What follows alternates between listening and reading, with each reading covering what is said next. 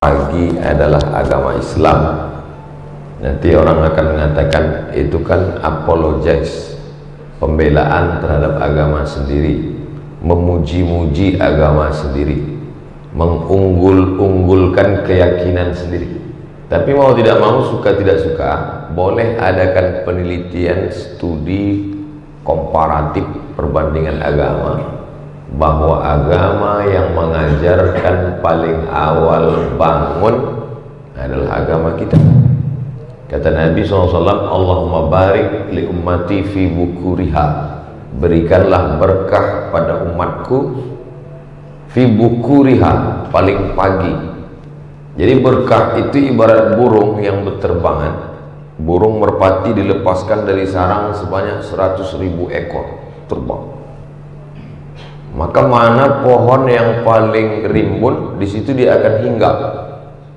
Kalau burung itu dianggap sebagai keberkahan, simbol berkah, maka mana yang paling tinggi dahannya, pucuknya, di situ dia akan hinggap, karena itu yang dia temukan duluan.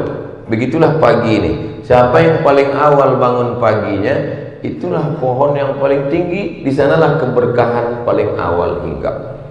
Jadi siapa yang bangun tadi jam 3, dia yang paling banyak berkah dia dapatkan.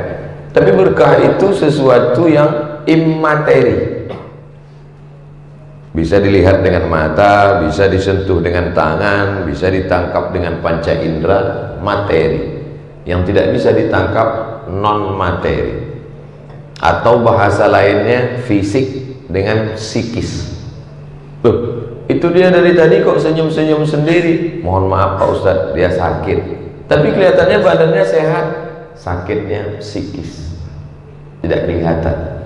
Bahasa Arabnya yang satu zohir, yang satu batin. Makanya selalu kita mohon maaf zohir dan batin.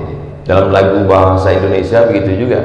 Indonesia tanah airku, tanah tumpah darahku, bangunlah jiwanya, bangunlah badannya. Badan ini yang kelihatan.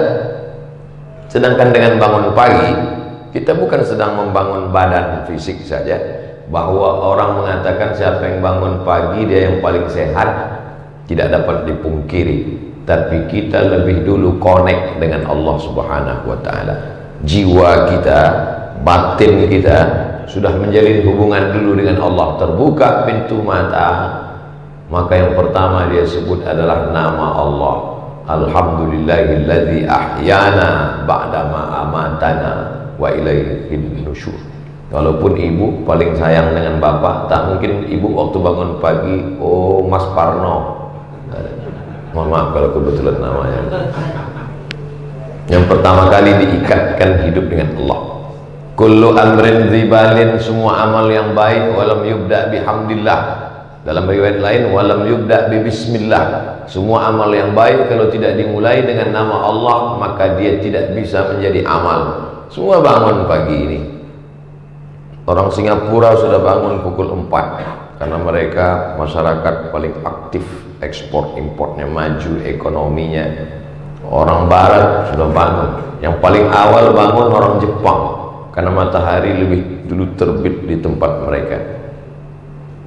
Bahwa cerita bangun, ya menurut jam bangun, tapi bangun kita bernilai ibadah yang bisa dibawa mati menghadap Allah. Kenapa begitu? Karena bangun kita menyebut nama dia, Bismika.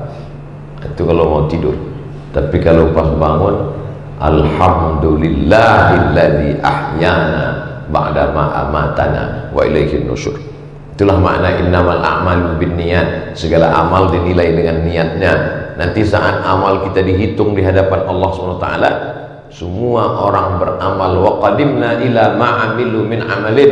Semua amal mereka kami tunjukkan di depan mata mereka. Ini amalmu, ini ibadahmu, ini. Faja'alnaha haba'an mansura. Kami jadikan dia seperti debu yang berterbangan, tak bernilai di hadapan Allah. Kenapa tidak ada nilainya? Karena tidak menyebut nama Allah Subhanahu wa ta'ala. Kita tadi masuk toilet kamar mandi pun menyebut nama Allah.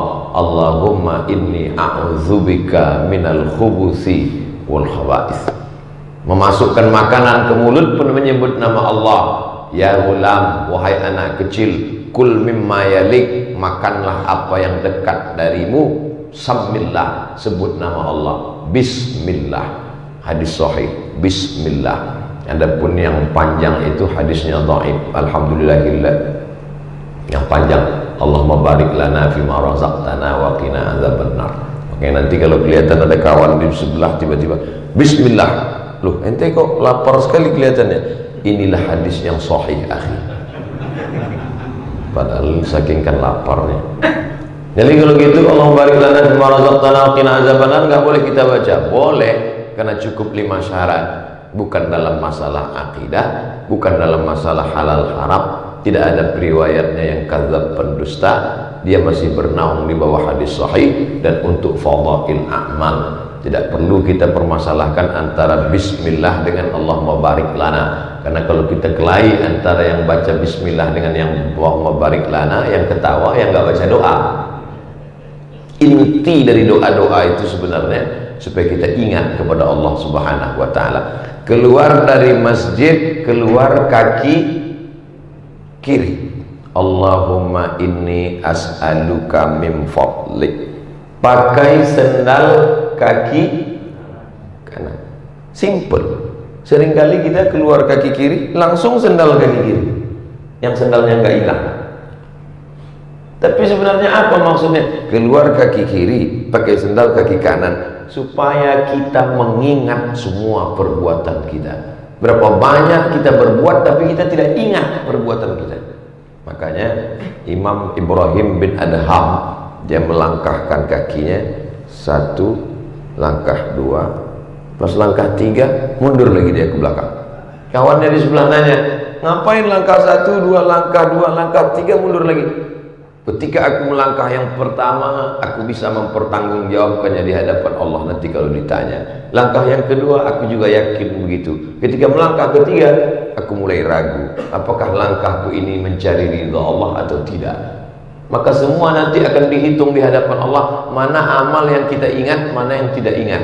Berapa banyak orang hafal doa makan, hafal doa pakai baju, hafal doa masuk WC, hafal doa sebelum tidur, hafal doa bangun tidur, hafal, tapi tidak dibaca ketika beraktivitas. Ada sesuatu yang salah dengan memori kita. Oleh sebab itu, fungsi doa-doa adalah zikir, mengingat, sehingga setiap gerak langkah mengingat Allah Subhanahu wa taala, maka dia menjadi ibadah di hadapan Allah Subhanahu wa taala. Masuk tadi ke dalam, Allahumma ftahli abwaaba rahmatik. Nanti keluar, Allahumma inni as'aluka min fadlik.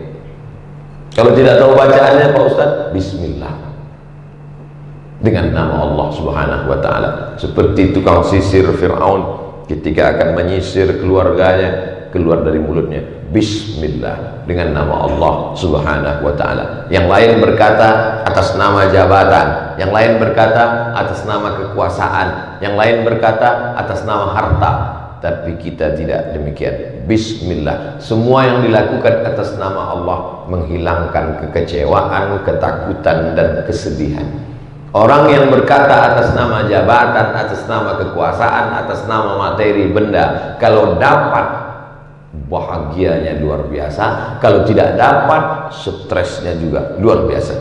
Sedangkan orang yang mengatasnamakan Allah, kalau dapat alhamdulillah, nggak dapat husnuzon sama Allah, berarti Allah punya rencana yang lebih cantik dan lebih indah daripada itu.